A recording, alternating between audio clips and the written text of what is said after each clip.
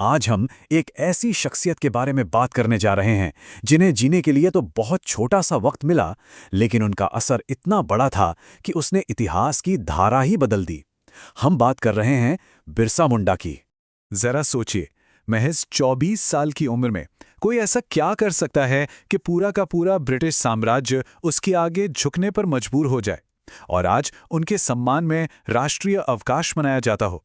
यहाँ तक कि हमारी संसद के संग्रहालय में उनकी तस्वीर लगी हो। आखिर एक अकेले युवा ने इतने शक्तिशाली साम्राज्य को ऐसी चुनौती कैसे दी? चलिए समझते हैं। तो आज की इस चर्चा में हम क्या क्या कवर करने वाले हैं। हम शुरुआत करेंगे बिरसा मुंडा की महान विरासत से, फिर उनके प्रारंभिक जीवन को देखेंगे। इसके बाद कृषि और सांस्कृतिक पतन, बिरसाई धर्म का जन्म, महान विद्रोह यानी उलगुलान, और आखिर में उनके ऐतिहासिक प्रभाव पर नजर डालेंगे। चलिए सबसे पहले बात करते हैं बिरसा मुंडा की महान विरासत के बारे में। इनकी लेगेसी कितनी बड़ी है, इसका अंदाजा इसी बात से लगाइए कि भारत सरकार ने उनके जन्मदिन यानी 15 नवंबर को जनजातीय गौरव दिवस के रूप में मनाने का ऐलान किया है।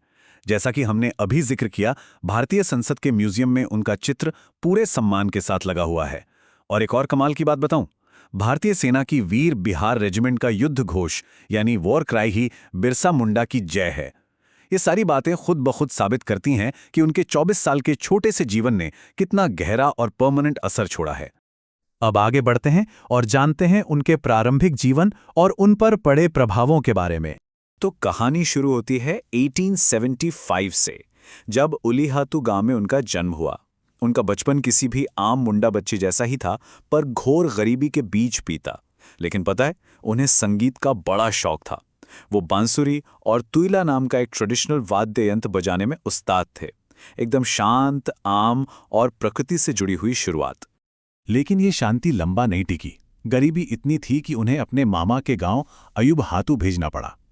वहां सलगा स्कूल में पढ़ाई शुरू की और वो पढ़ने में इतने तेज थे कि उनके टीचर ने उन्हें जर्मन मिशन स्कूल जाने की सलाह दे दी। अब वहां दाखिले के लिए उन्हें ईसाई धर्म अपनाना पड़ा और उनका नाम पड़ गया बिरसा दाऊद। पर यहां एक टर्निंग पॉइंट आता है। जल्द ही उन्हें समझ आ गया कि मिशनरियों के धर्मांतरण के तरीके ठीक नहीं हैं और मुंडाओं की पारंपरिक संस्कृति पर सीधा हमला हो रहा है। इसके विरोध में उन्होंने सीधा स्कूल ही छोड़ दिया। ये उनकी जिंदगी का पहला सबसे बड़ा विद्रोही कदम था। अब तीसरे हिस्से की तरफ आते हैं, कृषि और सांस्कृतिक पतन। यही वो समय था जिसने हालात पूरी तरह बदल दिए। ये फर्क समझना बहुत जरूरी है। एक तरफ थी ट्रेडिशनल मुंडारी खुंटकट्टी प्रणाली। इसमें जमीन किसी एक की नहीं, पूरे समुदाय की होती थी। सबका मिलजुल कर हक होता था। और दूसरी तरफ ब्रिटिश सिस्टम। अंग्रेजों ने ठेकेदार नाम के लालची जमींदारों की एक फौज खड़ी कर दी, जिन्होंने आदिवासियों की जमीन ही छीनना शुरू कर दिया। और आग में घी डालने का काम किया 1882 के फॉरेस्ट एक्ट ने, जिसने उनके जंगलों के अधिकार पर भी रोक लगा दी। एकदम तबाही वाला सिस्टम। और 1874 तक आते आते तो हालात हद से ज्यादा खराब हो गए थे। पुराने मुंडा और उरांव सरदारों के अधिकार लगभग पूरी तरह से छीन लिए गए थे। सोचिए जरा, जो लोग कल तक अपनी जमीनों के मालिक थे, वो आज अपने ही खेतों में मजदूर बनकर रह गए। इस भयानक आर्थिक और सामाजिक शोषण ने पूरे समुदाय के अंदर एक बेहिसाब गुस्से को जन्म दे दिया था। इसी बेचैनी और गुस्से के बीच चौथे पड़ाव में जन्म होता है एक नए विश्वास का, बिरसेध धर्म। बिरसा मुंडा ने देखा कि उनका समाज बिखर रहा है। तब उन्होंने एक नए विश्वास की नींव रखी, जिसे बिरसैत कहा गया। ये सिर्फ एक धर्म नहीं था, बल्कि अपनी पहचान बचाने का एक सॉलिड आंदोलन था। उन्होंने ईसाई धर्मांतरण को खुली चुनौती दी। लोगों से कहा कि अंधविश्वास छोड़कर बस एक ही ईश्वर की पूजा करो और अपनी आदिवासी जड़ों की तरफ वापस लौटो। इस नए विश्वास का जादू ऐसा चला कि देखते ही देखते मुंडा और उरांव समुदाय पूरी तरह एकजुट हो गए। लोग उन्हें इतना मानने लगे कि उन्हें धरती आबा यानी इस धरती के पिता का दर्जा दे दिया गया। अब ये आंदोलन सिर्फ धर्म तक सीमित नहीं रह गया था। बिरसा ने एक बहुत ही बोल्ड कदम उठाया। उन्होंने सरेआम ऐलान कर दिया कि महारानी विक्टोरिया का राज अब खत्म हो चुका है और मुंडा राज शुरू हो गया है। उन्होंने अपने अनुयायियों को साफ निर्देश दिया कि जमींदारों को कोई लगान, कोई टैक्स नहीं देना है।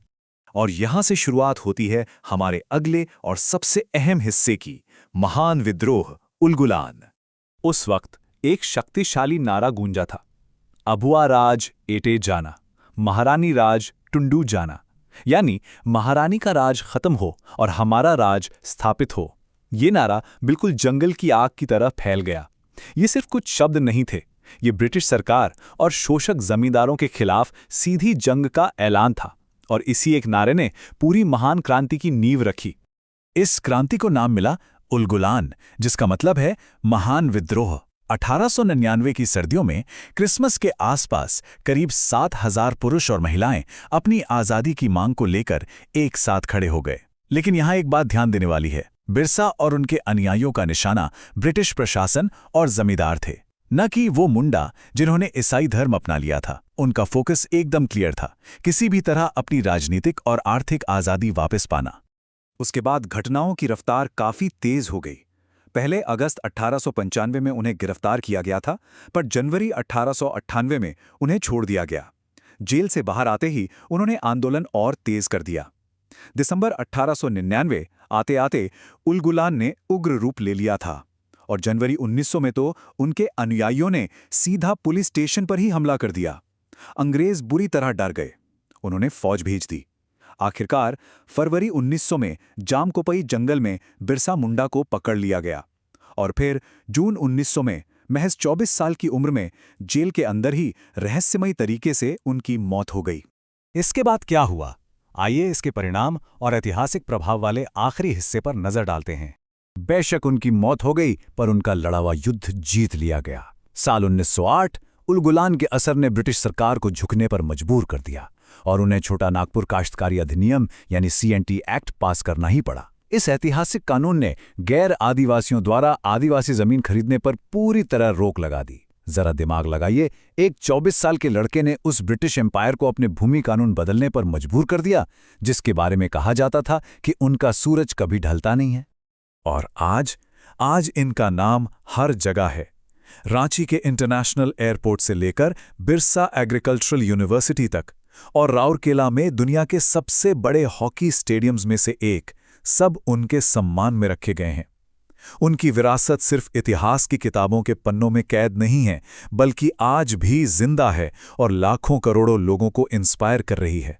तो इस पूरी कहानी के बाद ये सवाल जरूर उठता है, अगर 24 साल का एक युवा सिर्फ कुछ ही सालों के संघर्ष से इतने ताकतवर औपनिवेशिक भूमि कानूनों को हमेशा के लिए बदलवा सकता है, तो अपने खुद के समुदाय, अपने लोगों के लिए लड़ने की कोई लिमिट है क्या? सच्चे कन्विक्शन और हिम्मत के आगे तो बड़े बड़े साम्राज्य भी ढेर हो जाते हैं। इसी विचार के साथ हम आज की ये चर्चा यहीं खत्म करते हैं। जुड़ने के लिए बहुत बहुत शुक्रिया।